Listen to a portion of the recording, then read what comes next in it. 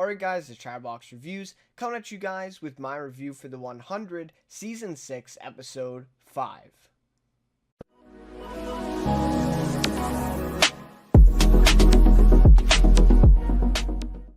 Alright, so I thought this was a really great follow-up episode to last week's insane episode, or at least the ending of last episode was insane, with, of course, Clark being, basically killed off, right? The mind was killed off, but now Josephine kind of jumping back into her body now, which was an insane ending to last week's episode. But I thought this episode picked up really well. I thought, that episode last week could have formed as like a mid-season finale or something even. And so I was a little bit surprised that they would do that in just episode 4. But in this episode, I have to say they did a really good job of piecing things together and working it in with the rest of this story, and it's really the focal point now of the story going forward and how things unfold in this episode. So really do enjoy where they're going with this one, and really enjoyed this episode. So love to hear your guys' thoughts, of course, of the episode and what you're thinking of so far with season 6. Love to hear a lot of theories and stuff being thrown around a lot with the new kind of mythology of the show. A lot of the stuff I feel like was confirmed in this episode, though. There wasn't a lot of new mysteries per se. Though there is a little bit of a cliffhanger at the end of this one with Josephine and Murphy, but we'll talk about that. But anyways, love to hear your guys' thoughts as always. If you enjoyed the review, please leave a like and consider subscribing to the channel. Would really appreciate that as well. But anyways, so let's get into a recap of the episode. Then I'll get to my rating, favorite character, and some more overall thoughts of the episode. And like I said, kind of theorizing what may play out here in the future in the next few episodes. So anyways, without any further ado, let's get into it. So we start off with Russell and his wife tell Josephine to go and get information from Clark's group, obviously as Clark, right? And see if any of them that are, any of the remaining group are hosts like Clark, right? Are night bleeders. And which is interesting here too, is we get this line, I guess from Josephine, who says, they call themselves the Nightbloods or whatever. It's kind of a cool name. So I didn't really connect that these Sanctum people don't go by the name Nightblood. They just call them hosts. And so that also comes into play a little bit here with the new language of these two groups, right? But anyways, so they look to see if any of them are hosts, just like Clark, so that they can bring back, right, more of their primes, more of their people, essentially, right? They'd be extremely valuable to them, right, to bring back more of these people. And without them, they may not be able to do that for years and years until, kids are born, right? The Nightblood kids are born, and then they grow up to the age of the adult, the brain fully developed, as we learn in this episode. They have to be, and that's why Delilah was, given this Priya chip, and she came back only while she turned a certain age, right? When I think it was 18, when she turned 18. So anyways, it would be very beneficial for them to find more hosts. Including, and we start the episode off here with Josephine killing the woman, and stabbing this woman, in the early part of the episode there, as she was the hostage that was taken as well. And some stuff around that, Josephine blames her for basically pushing her off the cliff and killing her about 6 years ago when she was in a different host. And anyways, and so this will give them a chance to bring back this woman as well that Josephine just killed. So Josephine reluctant to do that and suggests that they should just initiate a breeding organization to have more hosts, right? Force these people to give birth more often and get more kids and more hosts available instead of trying to find some other ones, right? So very interesting approach here. And from Josephine kind of being hardcore and you get the idea that she hasn't fully experienced everything, and her decisions and choices are really affected by that. Like, she really is still a teenage girl, and you see that very well throughout the episode, right? Russell objects, though, saying that they are human beings and that consent is an important key or an important part of this whole process of bringing back these primes and basically sacrificing these bodies, right? But it wasn't for Clark. So Josephine actually brings that up too, where it's like, well, you didn't get Clark's consent to bring me back, right? So it's interesting too, but I think this is a good point too, where Russell stresses the fact that it is consensual, that these people are giving up their bodies willingly instead of them just taking them, pretty similar to Clark, right? And so it's interesting to me, at least, that that was played on here, that the consent actually was important, and that that actually does matter to Russell and the other primes, right? So that was interesting. So Russell then warns her to be careful with Clark's people, as he believes they will burn down the planet if they find out Clark is really dead. He says they don't know what we are, and for now we have to keep it that way. So this basically sets up the entire episode. Of course, there's a subplot with Octavian Diosa, but other than that, this essentially sets up everything with this episode. And basically Josephine's mission then to find out if they have more Nightbloods and kind of infiltrate, right, the group and try to get closer to them. And learn some more things about them, as Russell stresses the fact that they're not going to start up a breeding organization or something like that, right? So Josephine then, first thing she does is goes to see Abby, right? I think actually before this she goes to see Maddie, sends her off to school. Right away we see that she doesn't know, right? She doesn't know enough to be doing what she's doing, but she's just jumping into it head first anyways. And so she kind of screws up right off the bat, sending Maddie to school, whereas Clark refused her to go to school just an episode before, or just last episode, right? So Josephine then goes to see Abby to ask about others being Nightbloods, right, to get more information. She finds out Abby is not sleeping and has been focused on saving Marcus ever since they've landed. So not in a good position, not on the pills again like season 5, but not in a very good place right now, and obviously stressing and doing anything she can to try and save Marcus here, doing a lot of research and trying to find cures for him, which ultimately it's really too late at this point, right? He did die. I think we saw that in episode 2, right, that he actually died, or that his heart stopped beating, and then she quickly put him back into cryo, so he's technically alive, but when she wakes him up, he doesn't have a long time. Jackson, I think, says he has 10 minutes or 15 minutes where they can do an operation and try to save him. And so it's all looking good, right? But she's really into this and really focused on doing this. So we see then Josephine almost expose herself when she writes with her right hand in front of Abby to take notes and help her. And so this was really, I don't actually remember which hand Clark wrote with, to be honest. But Abby, of course, knows it right away, right? So then we see that she quickly distracts her with a solution for Marcus, showing her a book on one of these insects or something like that. That can provide a little bit of a solution to one of Abby's problems with Kane's kidneys, right? So again, right, it's hard to con Clark's own mother, right? How are you gonna trick her? But lucky for Josephine, she's distracted right now, and that really goes a long way, because this scene could have played out way differently if Abby didn't have other stuff on her mind, and really kind of question Clark on why she was writing with her right hand. Like, why was that happening? So I like the way they played that out. Also, really great to finally see Abby again. I think it's been I don't think we've seen her the last 2 episodes, so this would have marked the 3rd episode that she wasn't in. Always great to see Paige Turco, and it was really great to see Abby and see where she is. I'm hoping that they give her a better story arc this season. It seems like more of the same right now, but hopefully we'll get farther in that.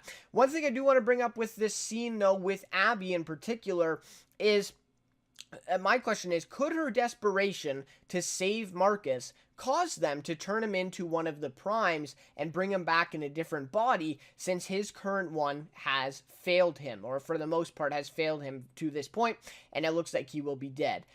This is, I think, what they're going to set up to, and maybe I'm just looking really far into the future at this point. I don't think this will happen anytime soon, but I am thinking, especially because Josephine offers Murphy to be immortal at the very end of the episode, and I think that's going to come up big in the future, and I think Abby may even be willing to join the Prime side in order to save Marcus and bring him back in some different body. Which, by the way, will be really interesting just on a strict, technological level, because Henry and Cusack then, I guess, would be off the show, right? Like, you need a new actor. and it would be really weird. But anyways, I think that's where they're going to go with this one, but we'll have to see how that plays out. I'd like to get your thoughts on that one if you also saw that building. All right, so then we see Bellamy and Murphy go to look for Jordan as the rest of Sanctum departs the palace and the compound to attend Rose's funeral. Of course, that was the little girl who got shot in last week's episode at the very end. So they get inside this skeleton room where we saw Clark chipped, right, and this whole, room played a big part in last episode in the very ending of it, right? So they also then, when they get there, they find Jordan and Gaia, who is also there wanting to learn a little bit more about this whole process. And of course, Jordan, we see skeptical from the beginning about Delilah and how she doesn't seem to remember him or anything like that.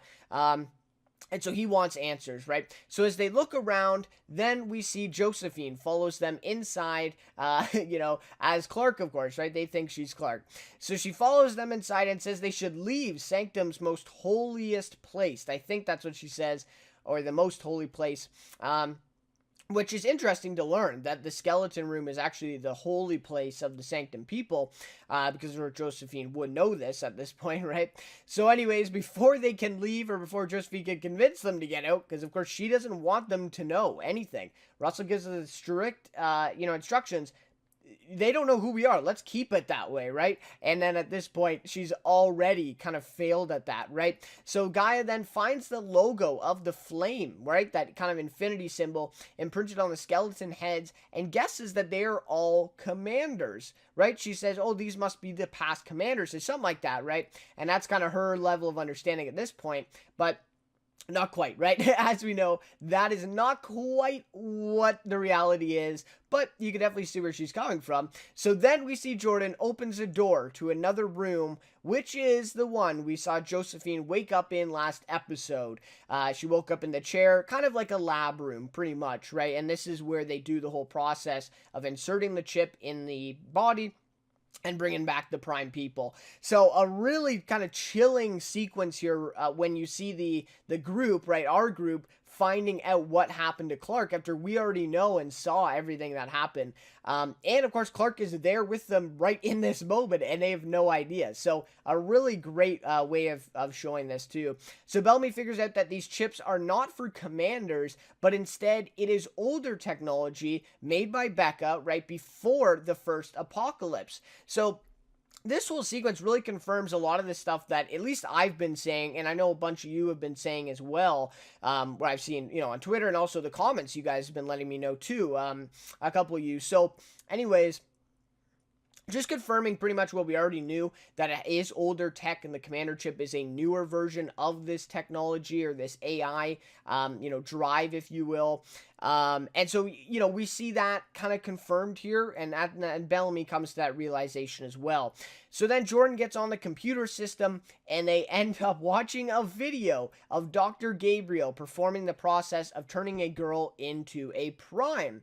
And it also then shows him giving her a serum, right, that essentially kills her, but leaves her brain alive. And it's really great, because this is basically an explanation of what they did to Clark, right? We didn't see that part. We just know what happened. And so this kind of explains to us what the behind the scenes were of that.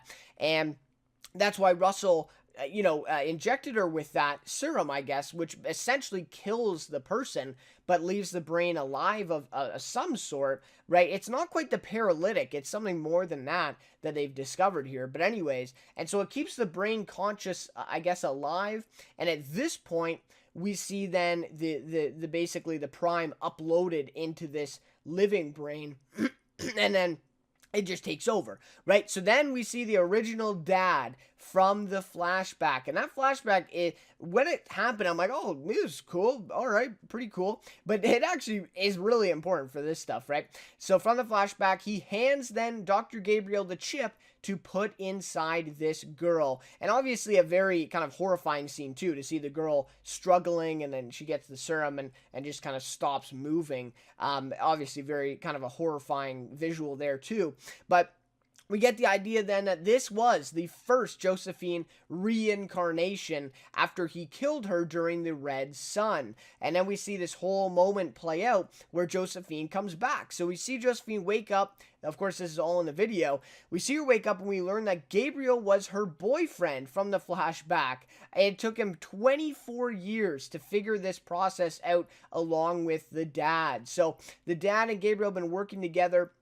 I guess it was left that Gabriel wasn't killed by the dad during the Red Sun, but he pretty much killed everybody else from that camp. So I wonder if it was literally just them two left after that. I'm not sure. But anyways, and so it was interesting. I didn't recognize him at all, by the way. They did like a little flashback mini thing of showing that Gabriel was her boyfriend. I don't recognize him, but anyways, so he is. So he is. So Gabriel's her boyfriend, and he is able to figure this out after 24 years. So it took them a long time to get her back, and we see that play out in this moment as well. So we basically see that he re-engineered, or at least this is what Josephine says, he re-engineered their memory drives, which is interesting because does that mean they set off with memory drives already in them? When they left on Aegis 3, did they already have these memory drives somehow stored inside of them in the back of their neck? So that's interesting on itself, right? Because you would think that they'd have to have some sort of, yes, this tech is obviously going to do it, but somehow you have to upload those memories to this tech somehow, right? This tech has to already have that, imprinted in it. And so I wondered then if that's what they're setting up here. So essentially, he re-engineers their memory drives to include their whole mind, not just some of their memories, but their whole mind. And so at this point, he's been able to manipulate the original technology and develop this technology, right, to bring back all the Prime's mind. So that essentially explains then how this works a little bit more, although still a little bit confusing on the surface. Anyway, so we see her dad unbelievably happy to see her again after so many years of guilt for killing her, or at least that's what I interpreted from the scene, right? Obviously, it was during the Red Sun, so he lost control and he killed his daughter, right? On this new planet, he's been alone for 24 years, along with the, Dr. Gabriel. And he has probably felt so much guilt all these years for killing her, and now finally he's able to get her back. So it's a horrifying scene that plays out, really, but you also kind of feel for the dad in this sense, too. So really well done here. And he says, "Congratulations, Doctor, you have conquered death." So really interesting stuff. And we see that Russell said that line also in episode 2, a very similar line to that, which of course he is that same person. He is the dad. So I really like where they're making those callbacks. So then we see Gabriel speaks to the camera on his finding that once the consciousness of an adult brain is gone, the drive/chip uploads with ease, as he says. So basically making the point that they need to be an adult, fully developed brain in order for this to work. And again, that's why Delilah was only, Priya was put in Delilah's body only when she reached that age, right? That I believe it was 18, right? So he calls this the eureka moment for him as he's finally figured out, right, how to do it, right? How to basically put their old memory into a different body and bring them back, right? So at this point, then we see Bellamy and crew, right, react, calling the Sanctum people murderers for sacrificing people like Delilah. Of course, Jordan really on this type of wavelength here. And also, John says they figure out they are immortal, right? There is really much no killing them.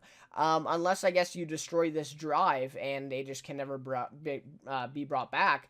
But otherwise, they're immortal. And so really great reactions here. Josephine, we see in Clark's body, tries standing up for them, saying that it doesn't pose a threat to them, right? That, they shouldn't care about this. Not a big worry to them. It's just that these people are immortal and that it doesn't pose a threat to them. So Josephine, pretty much, at this point, she knows she's kind of failed. And now they know what's up, right? They know the whole thing behind it, but trying to reassure them that maybe they're not a threat. Let's, guys, don't burn down our world quite yet, something like that.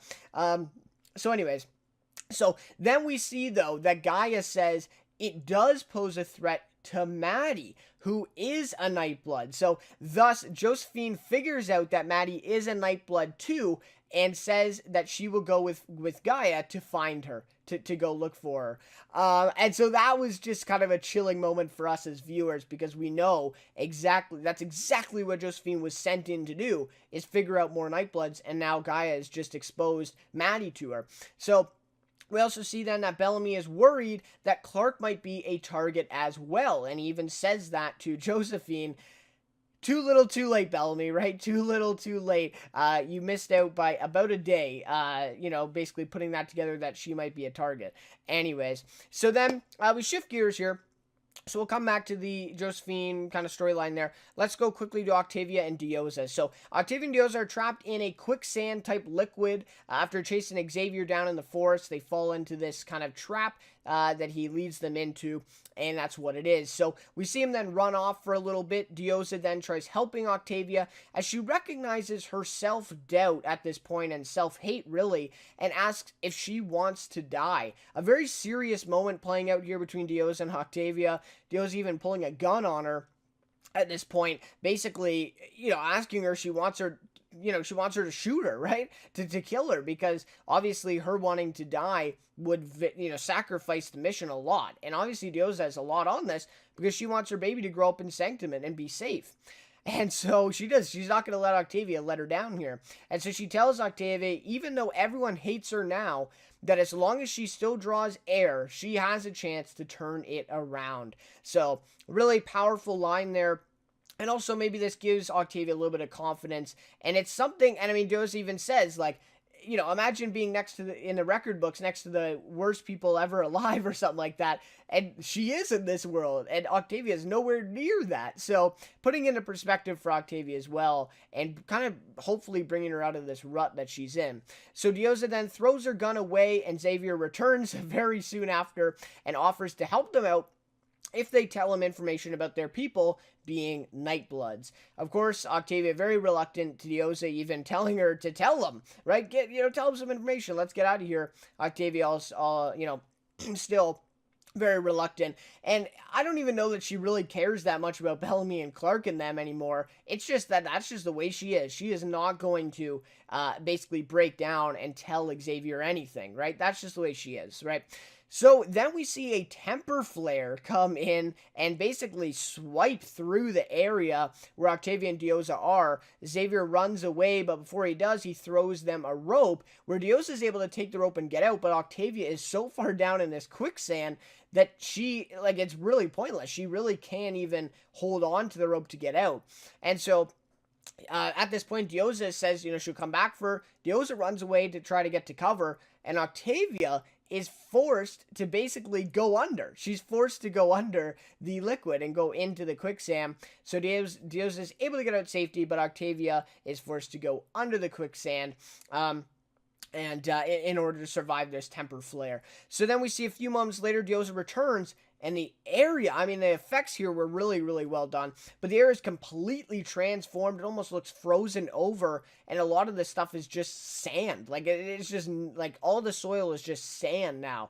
A really crazy effect that this temper flare had on this area, and we've seen a few of these temper flares before, but we've never seen it, firsthand. So that was kind of cool. So then we see Dioza is able to free Octavia from under the ice. She's able to, basically crack through and pull Octavia out of this quicksand here, and ended up saving Octavia. And this is also a realization to Dioza too. It's proof that Octavia does want to live, because she could have just, kept her head out and waited for this temper flare to come and wipe her out. But she didn't.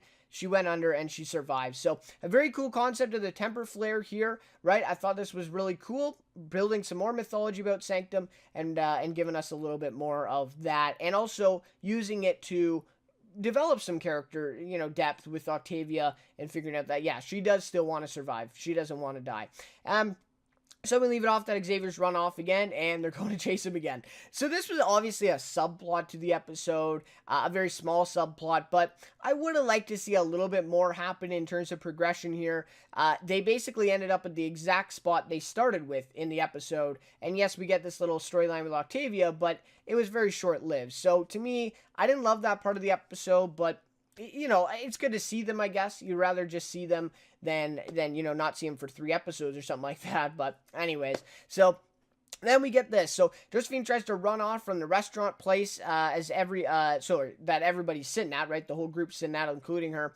When Jordan then approaches Priya, angry at them for killing Delilah, and this was an interesting sequence that played out because now Jordan, of course, and the rest of the group know exactly what they are and what they did to Delilah after seeing the video, and so he's very angry at them, right? Obviously, grown a little bit of attachment to Delilah and just a morally good guy. Like, he cares if people are being sacrificed. So he kind of confronts her, and she says that Delilah loved him very much. So I'm not sure if Priya actually knew that information or she was just kind of bluffing to make it sound better for Jordan or not. Anyways, so Bellamy kind of holds him back a little bit and brings him back to the table. But that is an interesting thing to see Jordan kind of showing that anger and actually, really showing his emotions, letting them get the best of him. I don't think we've seen that yet. So after finding out Clark was a scientifically made Nightblood, not born that way, right? So that is, I think, what Murphy reveals then at the table as they're talking. And this is very valuable information to the Primes. If they can somehow figure out how to manufacture Nightbloods and possibly use Clark's body as a guide to basically manufacture these Nightbloods. So Josephine takes advantage of this information really, really quickly, right? And so she tries to run off, but at this point, Bellamy sees her and chases her, right? Chases after her after he sees her leaving the restaurant really quickly too. So he's a little skeptical at this point too. So catches up to her, asks if they can talk alone without Jade there, which of course is her bodyguard, but really the one trying to supply her information as she tries to, stay basically disguised at this point.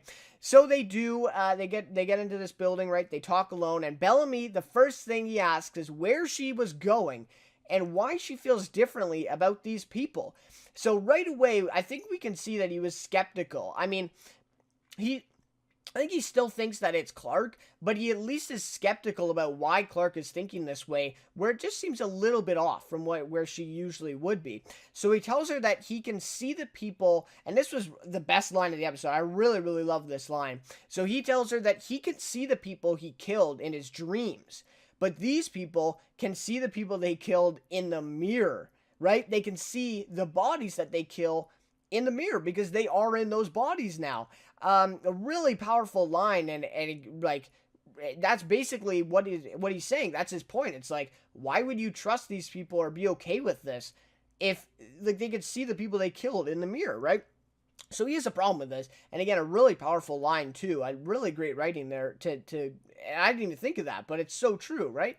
So, then, this was a really, really chilling moment. Josephine then reveals that she doesn't know the language Bellamy is speaking, and in this moment, right, so we see that Josephine, like, pretty much got tired of trying to play Clark here, and just gave up, pretty much. She's like, what did you say? Because obviously Bellamy knows that Clark could speak that language.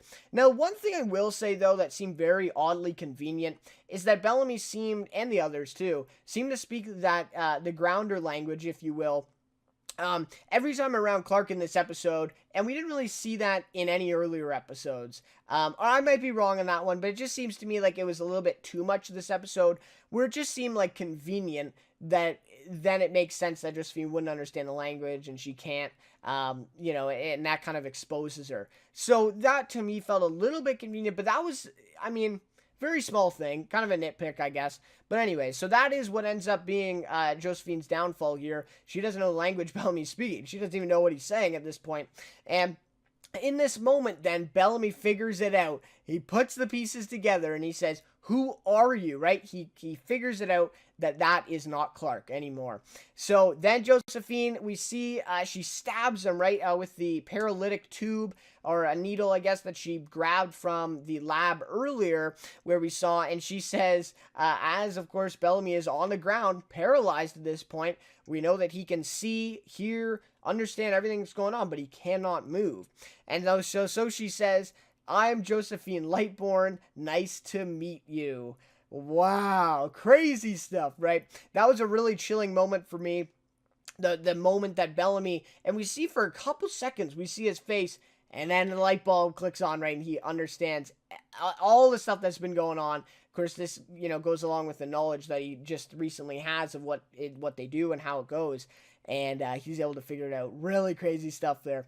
So to end off, down Josephine approaches Murphy as he could help her with talking to Abby and getting more information about the Nightblood experimenting, which is because he was the one who revealed it anyways at the table. And so just a logical progression here that she would go and ask Murphy, because we see her actually stand outside of Abby's room, and she's just not quite confident enough to try to con Abby once again after she almost got exposed very easily right before. So she quickly reveals to Murphy that she is not Clark and that her parents killed her in order to bring her back. So of course Murphy, obviously taken aback by this, right? Just shocked at this point, and the way he looks at her too in this scene is like, just completely changes, right? He sees her as a monster all of a sudden instead of Clark. Now, he's not a big fan of Clark either, right? But very, very different reaction here. So he's taken aback. He doesn't want anything to do with it until Josephine offers to make him immortal as well if he decides to help her. And then, of course, Murphy says, "I'm listening." So a really great cliffhanger for this episode. To me, this actually makes sense for Murphy, given his dislike for Clark and some of the others as well, and also his fascination with this prime way of life that we saw earlier. And the first thing he said when watching the video, he said, "Oh, they're immortal," right? So right away, he doesn't even mention the murdering, the sacrificing, and all that stuff. The first thing he went to was that they were immortal. And it seemed as though he was interested in that. That really, interested him. Josephine picks up on that and, of course, uses that here.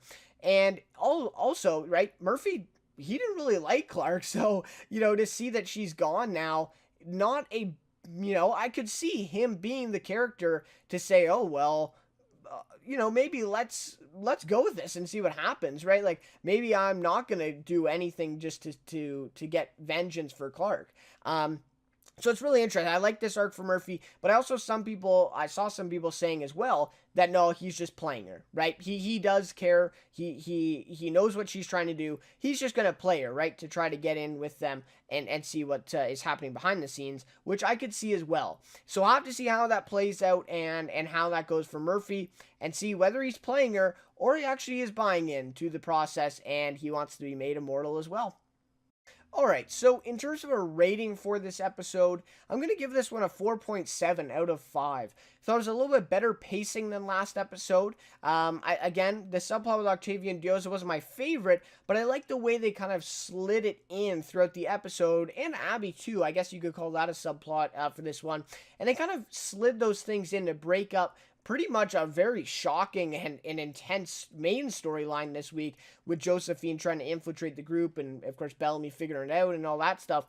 So really good pacing in this one. I love the constant tension around Josephine / Clark and her being exposed. Just such a great storyline and something unique that we have not seen so far in the series. I mean, body hopping, who knew that would be the reality of the season right now, right? It's pretty crazy. So anyways, I love the tension that they're building around it, and just the stuff that they do in this episode, like, Abby noticing that she's writing with the wrong hand, like, just stuff like that, where it's like, you're just kind of on the edge of your seat, like, waiting to see if someone figures it out. And that's what made that scene with Bellamy so chilling to me, or shocking at least, was that he finally did figure it out. Really crazy. So a packed episode, this one as well. They basically find out everything, right? They find out everything about the Primes, or at least everything that we know at this point. Including Bellamy even figures out that Josephine is in Clark's body, and same with Murphy. So really packed episode, bringing back, kind of connecting us to a lot of this stuff going forward too. With, the stuff that we already know, but now, Murphy and Josephine working together, Josephine figuring out Maddie's a Nightblood, and all this stuff, right? So really interesting stuff going forward. More mythology and explanation in this one, of course, right? We got a little bit further explanation, and I would say mostly confirmation to the things that we already knew or perhaps predicted at this point. And also then, how will the group react now that they know everything? We got a little bit about that in this episode, whether they wanted to leave the planet or try to go off on their own and build a different compound, something like that, or try to kill all the Primes, right? So they have options right here, and we'll have to see what choices they make. in, you know, what they're going to do now with this information, and it's going to be very interesting to see, and that's something I feel like the episode really raised in this one. All right. Favorite character this one is going to be Jordan, played by Shannon Kook. Really great addition. So Shannon Kook is now, you know, added to, of course, the starring cast this season. Of course, Monty's son, or Monty and Harper's son. I really liked his character in this episode. I felt like he had a bigger role in this one. And again, first time I think we've seen him get, you know, show his emotions, you know, truly. And obviously his anger for Delilah and him starting to become skeptical at this point of like, where is she, right? Like, why does this girl that looks the exact same not remember me? And so then this skepticism actually leads them to figuring out the whole thing. So it really does help them in the end. And I think like I think that Jordan is gonna be kind of the leader of this kind of resistance, I guess, against the Primes and them trying to rebel against them, because I think he is a horse in the race, right? He actually did kind of fall for Delilah, and now she's gone, right? And so I think he really does understand that. He obviously has some emotions in this as well. And so I think he's going to go full speed ahead and try to obviously fight against the Primes and this whole process. So yeah, and Shannon Kook's doing a great job. Like I said, a really great addition to the cast, and I'm looking forward to see, you know, maybe if you can show us even more depth with this character as it develops this season, would be really great. Obviously, he's a fan favorite just to start off, right, being Monty and Harper's son, as they, you know, died at the end of last season. But I think he's doing a great job as well, and bringing a good performance to the role. So, anyways, guys, thank you so much for watching this review this week. Really appreciate those of you tuned in. And obviously, I'd love to hear your guys' thoughts of the episode and what you think is going to be happening in the next few episodes as well. Really love to hear some predictions, theories, and all that stuff. Really awesome stuff. But anyways, again, that'll just about do it. So thank you so much for watching this one, and I'll see you next week then for the 100 Season 6, Episode 6.